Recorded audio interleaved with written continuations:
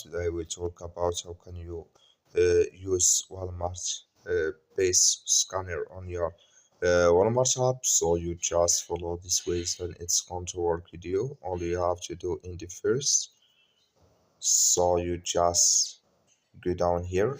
You will click here on account down here. So when you click on account, it's going to take you to this list. It's going to show for you like this here. You go here above this sign, click on it.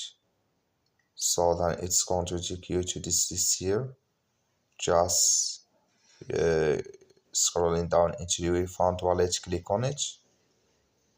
Then you're scrolling down here into your found Walmart Pay. Just click on it. Indeed, can you use your scanner here when you click on it using the app. So and then it's going to scan it with you.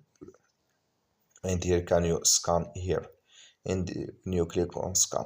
That's all. Thank you for watching. Don't forget to support us by liking and subscribe.